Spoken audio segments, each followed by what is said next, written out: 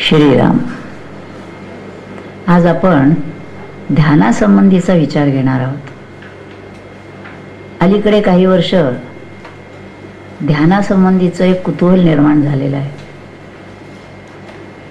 म्हणजे डॉक्टर्स मंडळी सुद्धा देहाच्या पातळीवर ध्यानाचा उपयोग कसा आहे हे समजावून सांगतायत. त्यासाठी ध्यानाची शिबिरं घेतली जात आहेत, वर्ग घेतले जात आहेत. अनेक तऱ्हेनं हा ध्यानाचा विचार चालू आहे. नेमकं ध्यान म्हणजे काय, ते कसं करायला पाहिजे, त्याचे परिणाम आपल्या जीवनावर काय होतात, हे सगळं जरा बारकाईनं पाहायला पाहिजे. ध्यान म्हणजे केवळ डोळे मिटून बसणं नव्हे.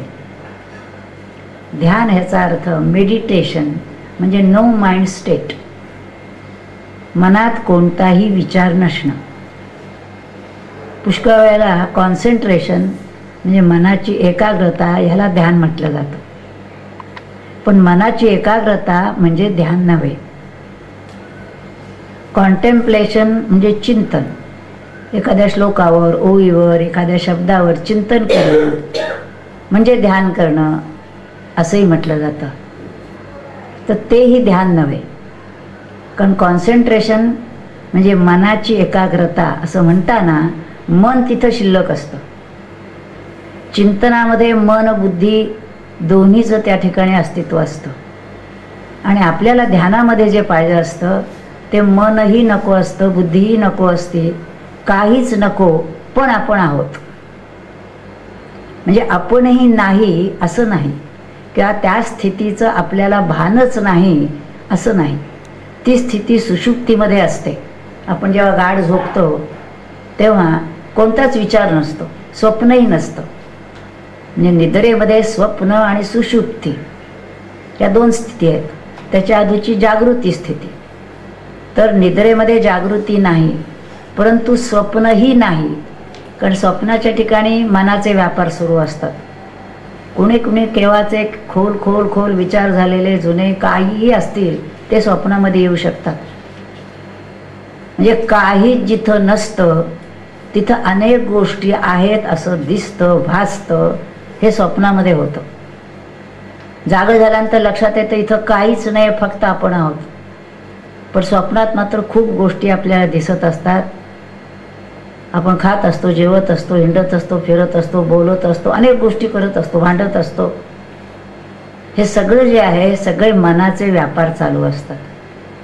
सुषुप्तीमध्ये मात्र कोणताच व्यापार नसतो, तथापि काहीही नाही पण आपण आहोत अशी ती अवस्था असते. म्हणजे काहीही नाही ह्याची जाणीव असणं ही आपल्याला ध्यानामध्ये अवस्था प्राप्त करून घ्यायची आहे. कारण सुषुप्तीमध्ये एक अज्ञानाचंच आवरण असतं, त्यामुळे आपल्याला त्यावेळेला लक्षात येत नाही. जागे झाल्यानंतर आपण म्हणू गाढ झोप लागली होती, त्याचा आनंद असतो. झोप लागल्याचा एक आनंद असतो. म्हणून असं म्हटलंही जातं की रात्रभर आपण जर झोपतो ती सगळी काही गाढ झोप नसते. गाढ झोप फार थोडा वेळ असते, पण ती थोडा वेळ जरी लागली तरी त्या ठिकाणी तो जीव विश्रांती घेत असल्यामुळे एकदम आपण म्हणतो झोपेतून उठलो, एकदम छान वाटलं, ताजंतवानं वाटलं. याचा अर्थ त्या जीवाला त्यावेळेला विश्रांती मिळालेली असते. परंतु ती विश्रांती मिळत जेव्हा असते तेव्हा त्याचं भान त्याला नसतं. पण ध्यानामध्ये मात्र जीव स्वरूपाच्या ठिकाणी किंवा निदान चिदाकाशात लीन होत असला, काय क्षण, 2 क्षण, 5 क्षण काय जो होत असेल, तर त्यावेळेला त्या मनाचं अस्तित्व नसल्यामुळे त्यावेळेची जी स्थिती असते ती अतिशय आनंदाची स्थिती असते. अर्थात आनंदाच्या सुद्धा पुन्हा 2 प्रकार आहेत. पहिल्यांदा दुःख निवृत्ती आणि त्याच्या पुढचं निरतिशय आनंद प्राप्ती, असं ध्यानामध्ये आपल्याला पाहिजे असतं. याचा अर्थ पहिल्यांदा मनाचा लय झाला की जे काही आत्तापर्यंतचं भान असतं, देहाचं भान, विश्वाचं भान, हे काही क्षण आपल्याला त्या ठिकाणी लीन झालेलं असल्यामुळे त्याचं भान राहत नाही. आणि त्यामुळे त्यावेळेच्या ज्या काही समस्या असतात, काही दुःख असतात, काही विचार असतात, चिंतनं असतात, ती सगळी त्या क्षणात लुप्त झालेली असल्यामुळे त्यावेळेला दुःख निवृत्ती झालेली असते. म्हणजे त्यामुळे एक आनंद असतो. जसा एखादा मनुष्य आजारी असला आणि आजारातून उठला म्हणजे त्याला बरं वाटलं असं म्हणतो. कसं काय आपण विचारलं, बरं आहे आता, म्हणजे आजार संपलेला आहे एवढंच त्या ठिकाणी असतं. पण अजून पूर्ण बरा झाला का, पूर्वीसारखं आरोग्य प्राप्त झालं का, तो आनंद, ती शक्ती, त्या सगळ्या गोष्टीची क्षमता मिळाली का, ती मिळालेली नाही आहे. पण आजार बरा झालेला आहे. तसं या दुःख निवृत्तीमध्ये सर्व गोष्टीचा ज्याचा काय आपल्याला व्याप होत असतो, विश्वाच्या अंगाने, देहाच्या अंगाने, मनाच्या अंगाने, हा सगळा व्याप त्या क्षणापुरता निवृत्त झालेला असतो. म्हणून त्याला दुःख निवृत्ती असं म्हटलेलं आहे. पण ह्या दुःख निवृत्तीपासून निरतिशय आनंदाची प्राप्ती व्हायला पुन्हा पुष्कळ काळ लागतो. कारण दुःख निवृत्ती झाली असं जरी म्हटलं तरी ती रोज ध्यानाला बसल्यानंतर पुन्हा पुन्हा होईलच असं नाही. जसं रोज जरी झोपलो आपण तरी रोज तेवढी गाढ झोप लागते असं नाही. एका दिवशी आपण म्हणतो आज फार छान झोप लागली, आणि एरवी म्हणतो की नाही झोपलो होतो पण आज काही गाढ झोप लागली नाही, काहीतरी विचार, काहीतरी चिंतन सुरू असतं. तसं ध्यानात देखील रोजच्या रोज ध्यान तसंच चांगलं लागेल असं सांगता येत नाही. कारण ते ज्या मनावर, बुद्धीवर, देहावर, परिस्थितीवर अवलंबून असतं त्या सगळ्या गोष्टी त्या ध्यानाच्या आड येऊ शकतात. देहाला काही होत असलं, शांत बसू शकलं नाही तर ध्यान लागत नाही. मनात कसली चिंता, विचार काही असले, चांगले असो अगर वाईट असो, काही निरनिराळं प्लॅनिंग असतं, काही करायचं असतं, त्याचेही विचार जर मनात असले तर ध्यान लागत नाही. बुद्धीत काही काही कल्पना असल्या तरी ध्यान लागत नाही. म्हणजे आपण जर म्हटलं की आता आज माझं ध्यान लागलं म्हणजे रोज तसं माझं ध्यान लागेल असं नाही. तथापि आपल्याला कळून लागतं किंवा असं असं होणं म्हणजे थोडंसं ध्यान लागणं आहे. मग पुन्हा पुन्हा आपण प्रयत्न करून ती स्थिती प्राप्त व्हावी असा प्रयत्न करतो. म्हणजे दरवेळेला ती होती असं नाही. पुष्कळ वेळा अनुग्रहाच्या वेळेला किंवा सद्गुरूंच्या सान्निध्यात असलो, एका चांगल्या वातावरणात असलो तर त्यावेळेला आपण म्हणतो पटकन छान ध्यान लागून गेला, पण पुन्हा तसं लागलं नाही. त्याचं कारण आजूबाजूचं वातावरण, जिथं आपण ध्यानाला बसतो ते वातावरण दरवेळेला तितकंच पवित्र, प्रसन्न, शांत असेल असं नाही. म्हणून ध्यानाला देखील सांगितलेलं असतं की कुठंतरी जाऊन ध्यानाला बसू नका. घरात ध्यान लागत नाही म्हणून आपण कुठंतरी जाऊन जर बसलो तर ती वास्तू जी असेल, ते स्थान जे असेल ते चांगलं असेलच असं नाही. त्यामुळे ध्यानासाठी बसताना सुद्धा आजूबाजूचं वातावरण पवित्र, शांत असं असलं पाहिजे. ज्या आसनावर आपण बसतो ते आसन देखील चांगलं असलं पाहिजे, कुठंतरी बसता कामा नये. अर्थात ह्या सगळ्या ज्या गोष्टी आहेत ह्या आपण जमवण्याचा प्रयत्न करायचा असतो. शांतता हवी, आजूबाजूची गडबड नसावी, हे सगळं बघायचं. तथापि ह्या सगळ्या गोष्टी खरंच जर ध्यान लागणार असेल तर गौण ठरतात. जसं आपण म्हणतो की झोप लागायला हवी तर मला अशी गादी हवी, अशी उशी हवी, असं बाहेरचं वातावरण हवं, जास्त थंडी नाही, जास्त उकाडा नाही, वगैरे वगैरे सगळं आपण अनुकूल वातावरण करून घेण्याचा प्रयत्न करत असतो. पण खरंच जर झोप येत असेल तर मात्र कुठलंही वातावरण असो, कितीही गडबड गोंधळ असो, कोणत्याही परिस्थितीत ध्यान लागून जातं. म्हणजे जेव्हा जीवाला त्या स्वरूपाची गोडी लागते खऱ्या अर्थानं, अशा वेळेला काहीही स्थिती असली तरी तो बसल्याबरोबर पटकन त्या स्थितीत जाऊ शकतो. पण ती स्थिती येईपर्यंत असं पाहिजे, तसं पाहिजे, वगैरे वगैरे सगळं आपण म्हणत असतो. ध्यानाची वेळ कोणती असावी सांगितलेलं आहे. रात्री 12 ते 4 ही वेळ सोडून ध्यानाला बसावं. ती वेळ फारशी पवित्र मानली जात नाही. त्यामुळे त्या वेळेखेरीज म्हणजे रात्री एखादा जर म्हटलं 12-1ला झोप आली नाही म्हणून उठून ध्यानाला बसलो तर तसं करता येणार नाही. ध्यान जे करायचं असेल ते त्या वेळेला नाही झोप लागली तर आपल्याच ठिकाणी नामस्मरण करत पडावं. किंवा अशा वेळेला पाठांतराचा उपयोग फार चांगला होतो. मनाचे श्लोक असतील, करुणाष्टकं असतील, स्तोत्र असतील, गीतेचे श्लोक असतील, ज्ञानेश्वरीचं नित्यपाठ, दासबोध नित्यपाठ, असं जर काही पाठ असेल तर जेव्हा आपल्याला इतरांना त्रास न देता, दिवा न लावता पण आपल्याला त्या अनुसंधानात राहायचं असेल तर पाठांतराचा उपयोग फार चांगला होतो. आणि ते पाठांतर देखील मेकॅनिकली, यांत्रिक पद्धतीनं न करता काय त्याच्यात म्हटलेलं आहे, काय त्या शब्दाचा अर्थ आहे असं चिंतन करावं. ते ध्यानाच्या वेळेला उपयोगी पडतं. आणि एरवी कधी आपण आजारी झालो, बरं नसलं, उठता येत नसलं तरी देखील आपलं मन शरीराकडून व्याधीकडून दूर नेण्यासाठी या पाठांतराचा, या चिंतनाचा उपयोग होतो.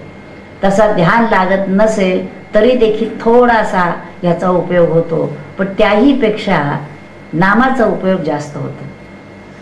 कारण ध्यानाच्या वेळेला आपण जर चिंतन करत राहिलो तर ते चिंतनच कदाचित संबंध करत राहू आणि ध्यानात जायला होणार नाही. त्यामुळे चिंतनापेक्षा सुद्धा नामाचा उपयोग जास्त होतो. कारण नामामध्ये चिंतन करायचं नसतं, पण नामाने इतर विचार आपल्याला बंद करता येतात. इतर विचार यायला लागले की आपण नामावर राहावं. ते नामसुद्धा मनातल्या मनात श्वासावर घ्यावं, ओठ हलवत राहायचं नाही, हालचाल कुठली करायची नाही. कारण आपल्याला ते नाम घेता घेता कोणतीही हालचाल नाही, देहाची, मनाची, बुद्धीची, अशा स्थितीत आपल्याला जायचं असतं. त्यामुळे त्या स्थितीत जाण्यासाठी कोणताही विचार नाही, पण इतर विचार थांबवणारं असं जे नाम आहे त्या नामाचा उपयोग होतो. आणि त्या नामाच्या जोडीनं आपल्याला ज्याचं नाम आपण घेतो आहोत ते भक्तिभावाने घेत असो तर त्याची कृपा आपल्याला मिळते, त्याचं सहाय्य मिळतं. त्याला प्रार्थना करावी की मला ध्यान लागायला हवं आहे. किंवा आपण जर का सद्गुरू कृपांकित असलो तर आपल्याला सद्गुरूंचं स्मरण, आतापर्यंत जी भक्त मंडळी होऊन गेली त्यांचं स्मरण, संप्रदायातली मंडळींचं स्मरण, असं सर्व करून त्यांना जर आपण आवाहन केलं असेल तर त्यांचाही आपल्या ध्यानाला मदत होते. त्यामुळे आपल्याकडे सुद्धा अगोदर ते श्लोक सांगितले, पण ते देखील पुष्कळ वेळा यांत्रिक पद्धतीने म्हणून टाकले जातात, असं नाही आहे. तर ती मंडळी देखील आपल्यासमोर बसलेली आहेत, त्यांनाही आपण आसनावर बसवलेलं आहे, त्यांनाही आपण प्रार्थना करतो आहोत असा भाव ठेवून त्यांचं आपल्याकडे लक्ष आहे. त्यांची कृपा आपल्याला प्राप्त होणार आहे. पण कृपा प्राप्त केव्हा होते? सद्गुरु कृपा कळे त्यासी जो शोधील आपणासी. आपण जर आपल्याला शोधण्याचा प्रयत्न, म्हणजे पहावे आपणासी आपण, याला ज्ञान म्हटलेलं आहे, तसा जर आपण प्रयत्न करत असू आणि त्यासाठी जर त्यांची आपण प्रार्थना केली तर ते आपल्याला मदत करतात. मदत करतात ह्याचा अर्थ काय? जे विचार आपल्या आड येत असतात ते विचार कमी करायला त्यांची मदत होते. त्यामुळे नामाच्या अंगाने आपल्याला ध्यानात जाता येतं. त्यामुळे सामान्यतः आता जे सांगितलं जातं की ध्यानाने प्रकृती बरी राहील, तो एक बाय प्रॉडक्ट म्हणा तुम्ही, ठीक आहे, प्रकृती ठीक राहण्यासाठी. कारण ध्यानाचा याचा अर्थ ज्या मनावर एक ताण आल्यामुळे येणारे आजार असतात ते कमी व्हायला त्याचा उपयोग होतो. परंतु खऱ्या अर्थाने ध्यानाचा उपयोग हा आत्मदर्शनासाठी, मी कोण आहे हे जाणून घेण्यासाठी, त्याला गॉड रिअलायझेशन, सेल्फ रिअलायझेशन असं म्हणतात. ते मुख्यतः ध्यानाचं ध्येय आहे. ध्यानापासून काय प्राप्ती आहे, काय मिळवायचं आहे असं जर विचारलं तर ती स्थिती आपल्याला मिळवायची.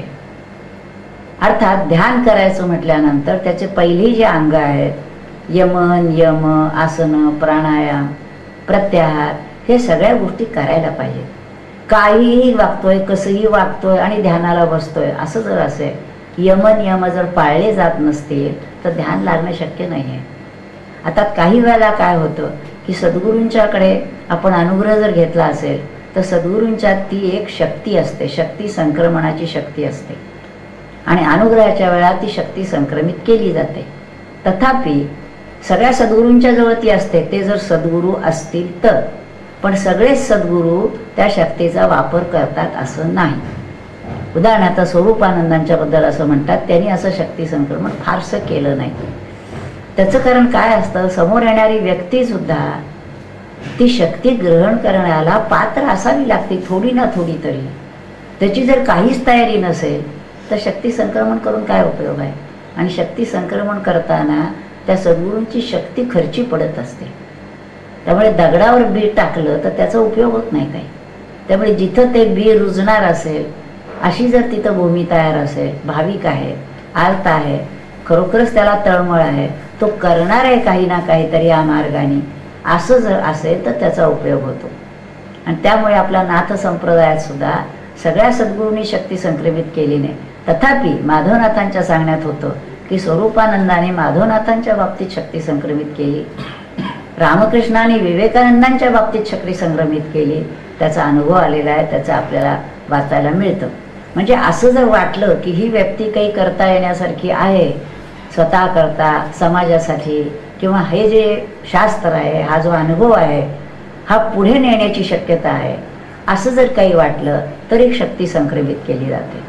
किंवा माधवनाथाने जे शक्ती संक्रमित केली त्याच्यामध्ये असा एक दृष्टिकोन दिसतो की नुसतं ध्यानाला बसा असं म्हटलं तर ध्यानाची गोडी लागत नाही.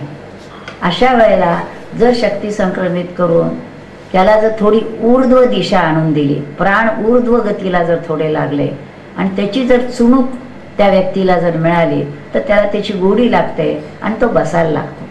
म्हणजे ध्यानाला त्यांनी बसायला लागावं म्हणून देखील थोडं शक्ती संक्रमण केलं जातं.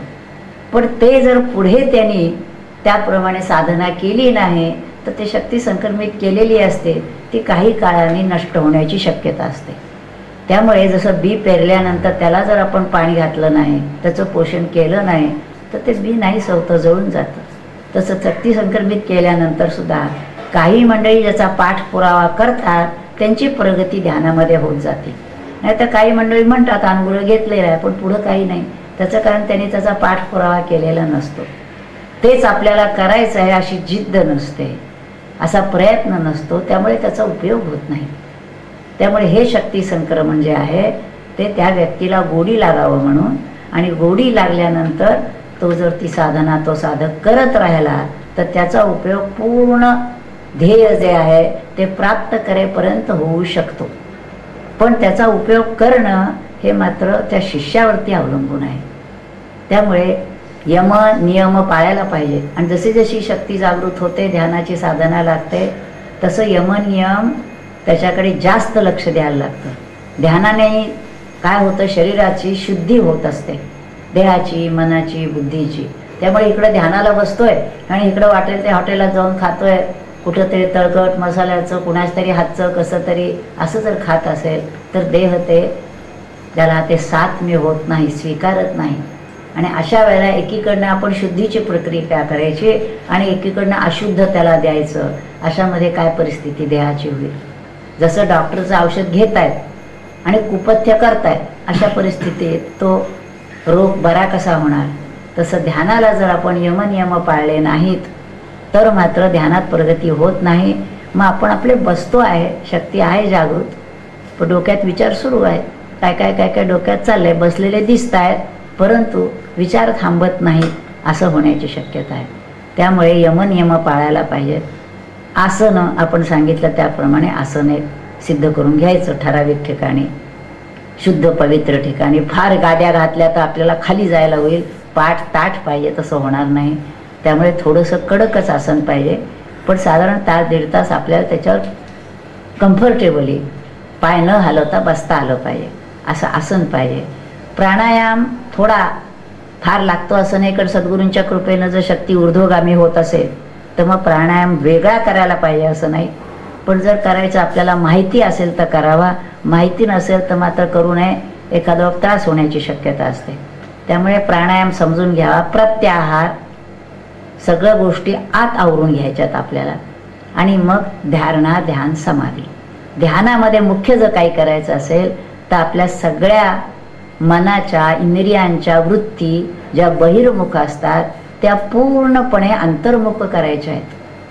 ह्याच ठिकाणी मोठा संघर्ष असतो, कारण इंद्रियांना बाहेरच्या विषयाची गोडी असते, मनाला बाहेरची गोडी असते, नाना विषय त्याला ऐकायचे असतात, पाहायचे असतात, खायचे असतात, स्पर्शाला हवे असतात. अशा स्थितीत त्याला संपूर्ण तिथून आत वळवणं ह्याच्यासाठी फार मोठी धडपड करावी लागते. संत देखील सांगतात की आम्हाला 6-6 वर्ष, 12-12 वर्ष लागली की त्या मनाला आत आणायला. पण अशा तऱ्हेनं आपण प्रयत्न करायलाच पाहिजे. आणि त्यासाठी आपलं बाहेरचं जे जीवन आहे, बाहेरची जी संगती आहे, खाणं पिणं आहे, वातावरण आहे, वाचन आहे, जे काय आपण बघतो आहे, ज्यांच्याशी संवाद साधतो आहे, त्या सगळ्या गोष्टी अशा अनुकूल पाहिजे की ज्या योगे आपले मन व्यग्र होणार नाही, शांत राहील. ज्या गोष्टीशी आपला संबंध नाही त्या गोष्टीवरची चर्चा, त्याचं वाचन, त्या मेळाव्यात राहणं, या सगळ्या गोष्टी वर्ज्य करायला हव्यात. आपण अजून असे झालेलो नाही की काहीही वातावरण बाहेर असलं तरी त्याचा आपल्या मनावर परिणाम होत नाही, असे आपण रेजिस्टंट झालेलो नाही. संत तसे असतात, तरी देखील ते सांभाळतात. त्याचं कारण त्यांना ते वातावरण सहनच होत नाही, पण ते असले तरी ते आत घेत नाहीत. त्याला कवच घातलेलं असतं. जसं गोंदवलेकर महाराज म्हणायचे, नामाचं कवच घाला. तसं अशा जेव्हा प्रसंग येतो तेव्हा साधक जर असेल तर त्याने कान बंद करता येत नाही म्हणून उघडे ठेवावे, डोळे बंद करता येत नाही म्हणून वाटलं तर उघडे ठेवावे, पण मन त्या इंद्रियातून काढून आत नाम चालू ठेवावं. म्हणजे कुणी काही बोलत असलं तरी त्याचा परिणाम आपल्यावर काही होणार नाही आणि आपण आपल्या नामात राहू शकू. असे नाना प्रकाराने आपल्याला ध्यानाच्यासाठी खटपट करावी लागते. ध्यान अनेक प्रकारचं असतं. कोणी काय सांगतं, कोणी काय सांगतं. अनेक मंडळी विचारतात, पायापासून शरीर मन फिरवत सगळीकडे न्यायचं का, श्वासावरनं न्यायचं का. तर नाना प्रकार आहे. सगळ्याचा परिणाम आपल्याला शेवटी मन उन्मन होण्यामध्ये झाला पाहिजे. मग तुम्हाला नाम घेता घेता जात असेल ठीक आहे, शांत बसून जात असेल ठीक आहे, काही पाठांतर केलेलं म्हणत म्हणता तिथं जात असेल तर ठीक आहे. कुठल्याही मार्गाने तुम्ही जा, पण मन उन्मन करणं हे त्याच्यातून साधलं पाहिजे. भक्ती करता करता देखील मन उन्मन होतं, परंतु ती भावावस्था फार काळ टिकत नाही. म्हणून योगाला भक्तीची जोड द्यावी, पण शेवटी जास्त काळ जर टिकायचं असेल तर योगाच्या अंगानेच जायला पाहिजे. मग राजयोगामध्ये भक्तीसहित ध्यान सांगितलंय. आपल्याला हठयोगाची गरज नाही. भगवद्गीतेनं आणि ज्ञानेश्वरीनं 6व्या अध्यायात योगावरती विस्तृत वर्णन केलेलं आहे. पण भगवद्गीतेमध्ये कुंडलिनी जागृती हा शब्द नाही, कुंडलिनी हा शब्दच नाही आहे. ज्ञानेश्वरीमध्ये त्यांनी कुंडलिनी जागृती, तिचा होणारा परिणाम ह्याच्यावर विस्तृत विवरण केलेलं आहे. तथापि पुन्हा त्यांनी म्हटलंय, योगाचे निबळे अधिक काही मिळे ऐसे नाही, आगळे कष्टची तया. याचा अर्थ हठयोग असं त्यांना अभिप्रेत आहे. काही वेळा ह्या ओळीचा अनेक मंडळी उल्लेख करतात आणि म्हणतात ज्ञानेश्वर महाराजांनी सांगितलंय की योगाची काही गरज नाही, असा त्याचा अर्थ नाही. ते योगानीच गेले, निवृत्तीनाथ योगानीच गेले, सर्व मंडळी योगाची साधना करतच असतात. तुकोबा भक्त असं जरी म्हटलं तरी तुकोबाने देखील योगाची साधना केलेलीच होती, करावीच लागते. कोणी जरी नामसंप्रदायी असेल आणि ते जर सद्गुरू पदावर गेलेले असतील तर ते देखील साधना योगाची केल्याशिवाय त्या स्थितीत जाता येत नाही. कारण ध्यानेन आत्मनि पश्यन्ति, पुढे केचिद आत्मानम आत्मने वगैरे म्हटलंय, पण मुख्य जे आहे ते ध्यानामध्येच आत्मदर्शन होतं. कारण ती जी स्थिती आहे शून्य अवस्था आणणं, ती शून्य अवस्थेतून पुन्हा निशून्य अवस्थेत जाणं आणि महाशून्य स्थितीत जाणं. महाशून्य स्थितीत पोचणं म्हणजेच ते शेवटची स्थिती आहे, साक्षात्कार होणं.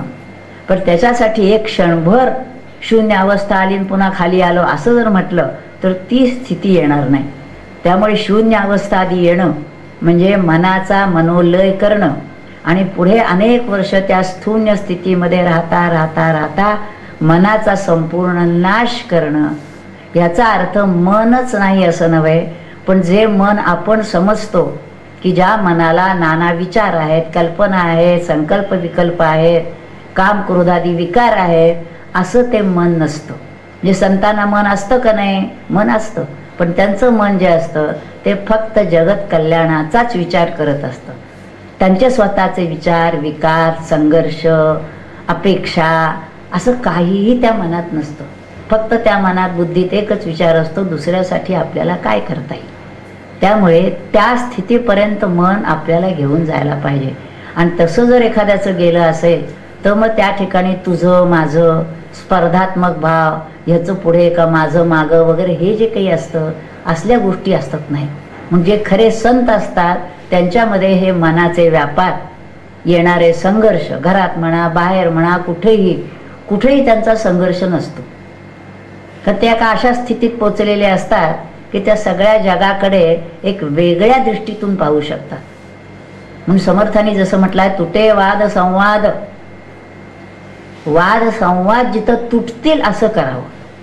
म्हणजे एखादा वाद घालायला आला तरी लक्षात आलं वाद घालून काय करायचं आहे.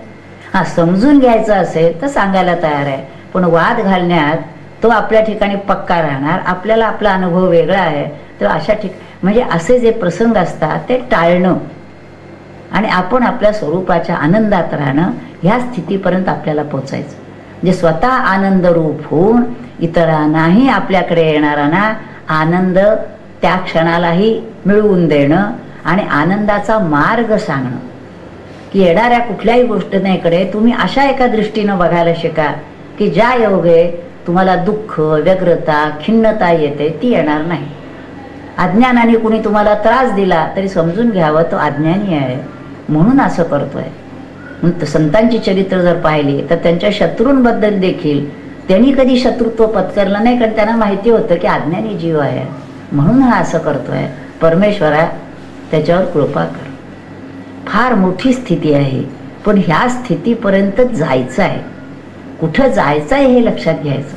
आणि त्यामुळे ध्यानाच्या अंगाने जात असताना त्याच्या जोडीनं, ज्याला हे अंडरस्टँडिंग म्हणतो, हा जो भाव आहे, जगात चालणाऱ्या गोष्टी, आपल्या आजूबाजूला चालणाऱ्या गोष्टी, याच्याकडे आपण कशा तऱ्हेनं बघितलं असता आपलं मन शांत राहील, रफल्ड, व्यग्र, संतापलेलं असं राहणार नाही. असं झालं बरं ठीक आहे, तसं झालं बरं ठीक आहे, अशा तऱ्हेनं आपण जर राहू शकलो तर ध्यानाचा जो परिणाम आहे, समसर्वेषु भूतेषु आत्मोपम्येन सर्वत्र, हे जे 6व्या अध्यायात श्लोक सांगितले, तो परिणाम पाहिजे की सर्व ठिकाणी समत्व दृष्टी आली पाहिजे, की एक चैतन्य सर्व ठिकाणी भरून आहे.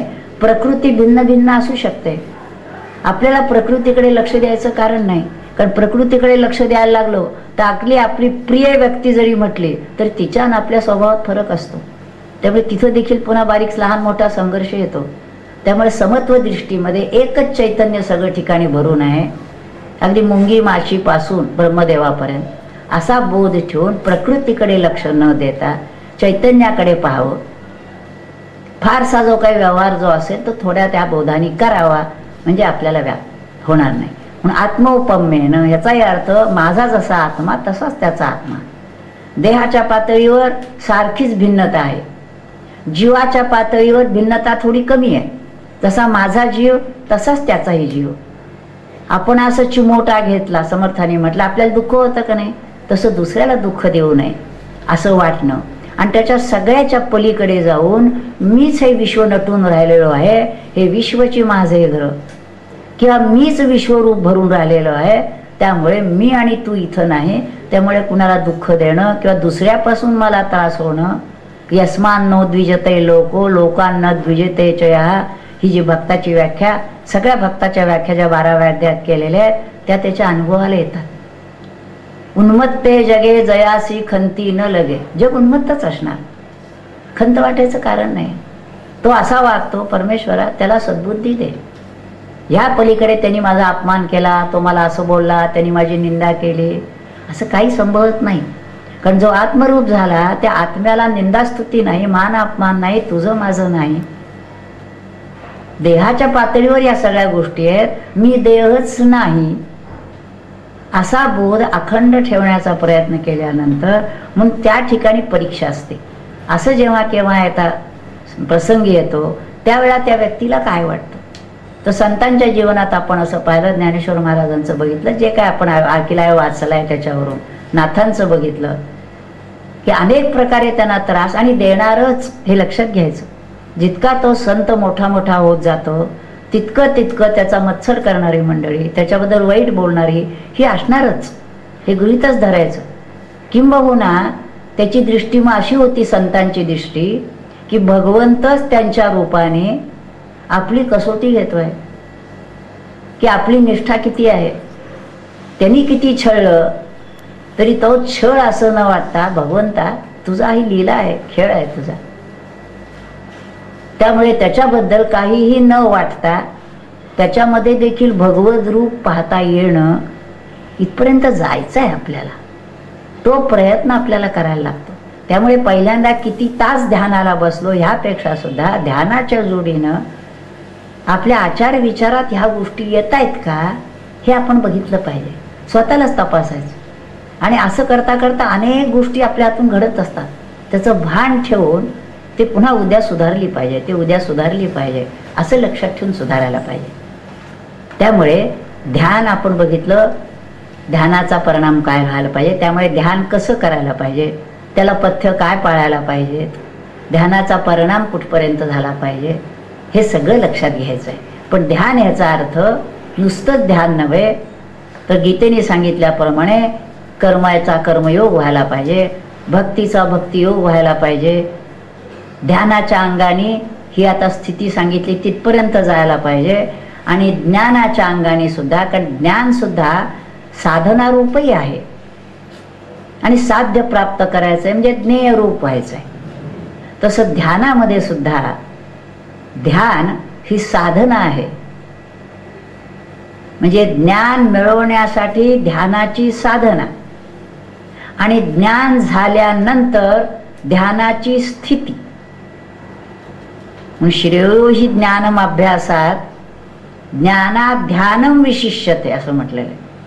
तर ह्या ठिकाणी सुद्धा श्रेयो हि ज्ञानम अभ्यासात, इथं अभ्यासात याचा अर्थ ध्यानाच्या अभ्यास, ध्यानाच्या अंगाने ज्ञान प्राप्त करून घ्यायचं आहे.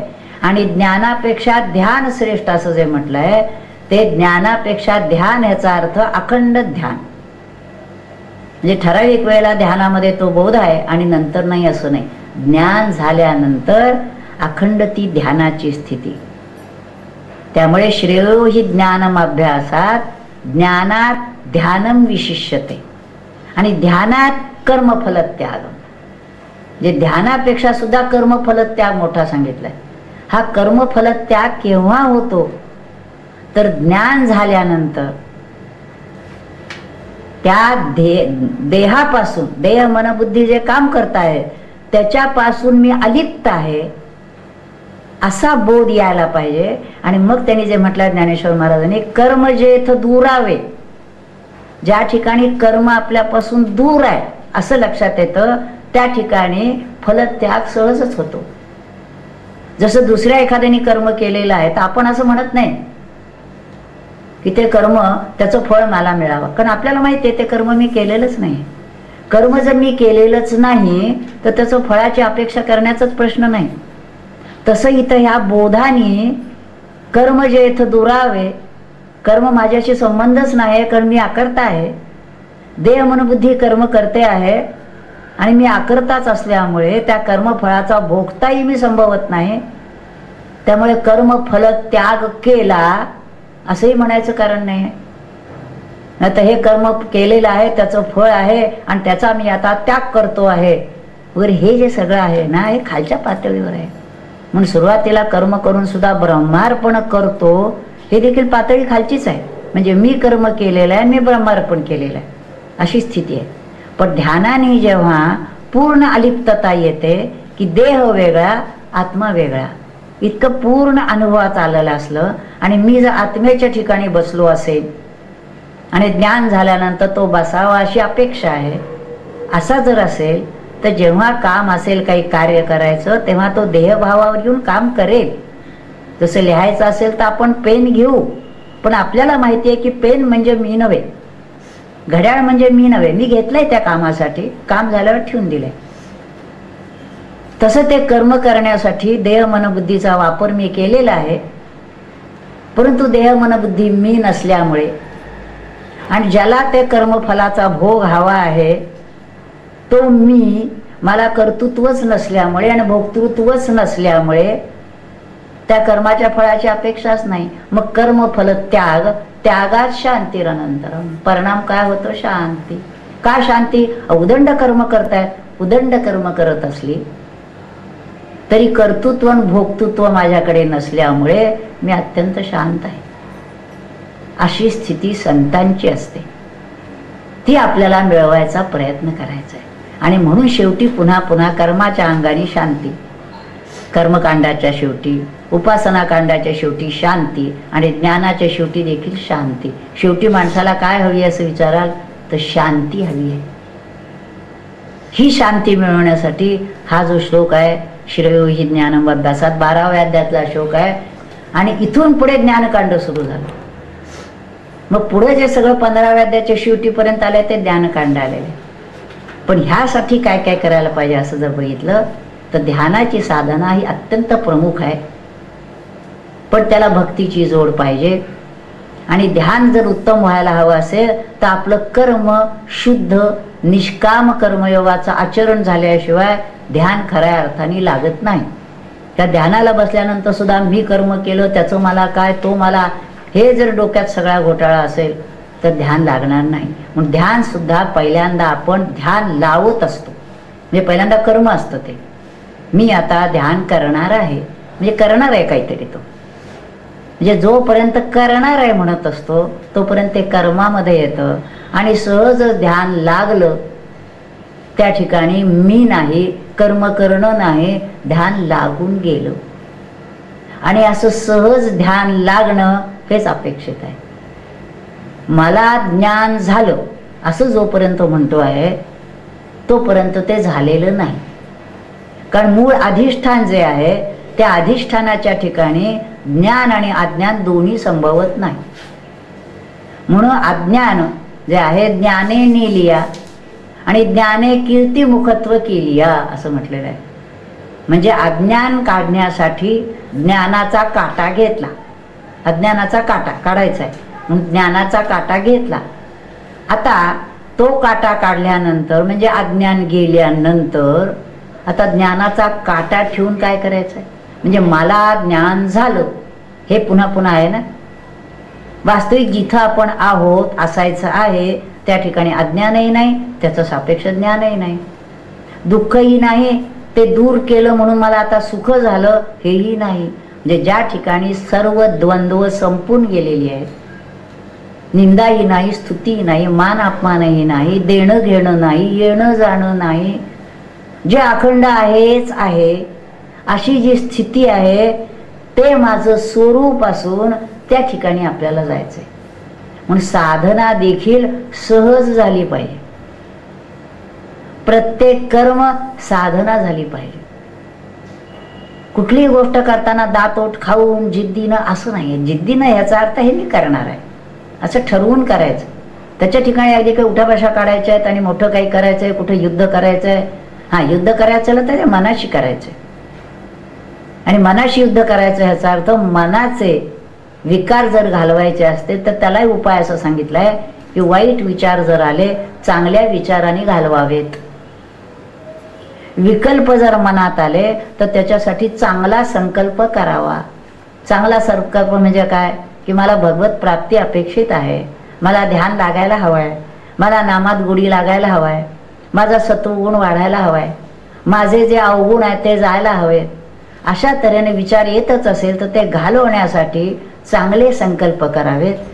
चांगल्या संकल्पाने विकल्प घालवता येतात आणि तो संकल्प देखील जिथं नाही त्या ठिकाणी आपल्याला जाऊन बसता येतं. अशी ही सगळी वाटचाल आहे. ही वाटचालीमध्ये आपल्याला सगळ्या गोष्टींचा विचार करायला लागतो, कर्माचा, भक्तीचा, योगाचा आणि ज्ञानाचा. एखाद्याने जर एकदम म्हटलं मी ज्ञानाचा अधिकारी, तसं होणार नाही. कारण हे सगळे जे काही आहे मनाचे दोष, बुद्धीचे दोष जायला पाहिजे.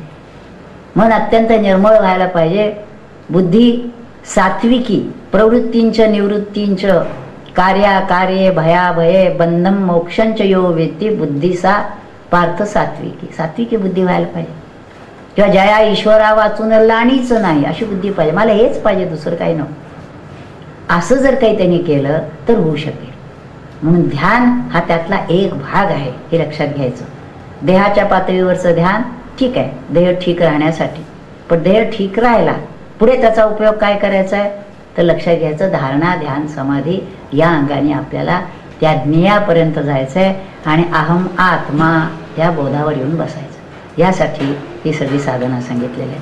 त्यामुळे ध्यानाचं आपल्याला लक्षात आलं असेल, ध्यानात मला हे दिसतं का, ते दिसतं का, काही दिसायचं नाहीये, काही आपल्याला बघायचं नाहीये. ज्योती दिसते का, त्याच्यात ते म्हटलेलं आहे स्वरूपानंदाने, नयना पुढते दिसते ज्योती.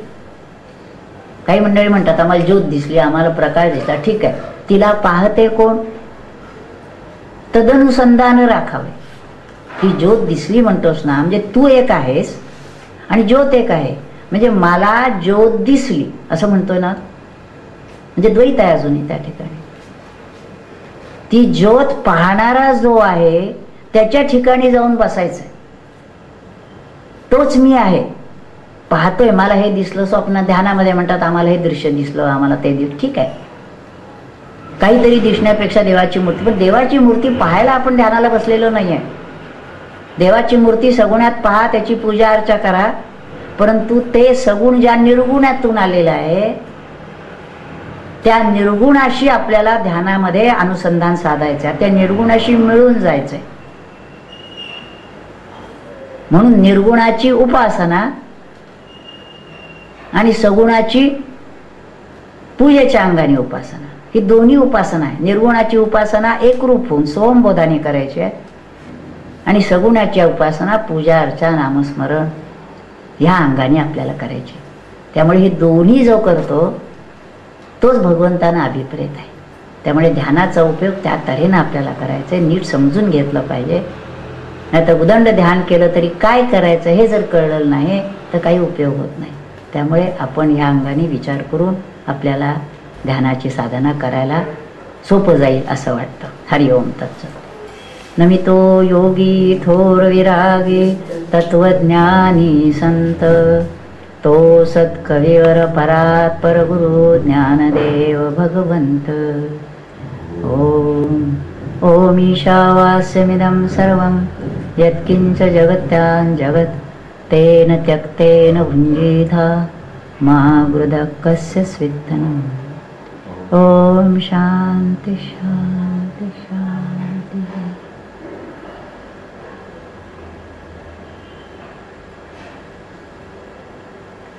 हरि हरि. पुंडलिक वरदा हरि विठ्ठल. श्री ज्ञानदेव तुकाराम. श्री ज्ञानेश्वर महाराज की जय. परमहंस सद्गुरु स्वामी स्वरूपानंद महाराज की जय. परमहंस सद्गुरु स्वामी माधवनाथ महाराज की जय. सब संतन की जय. जय जय रघुनाथ.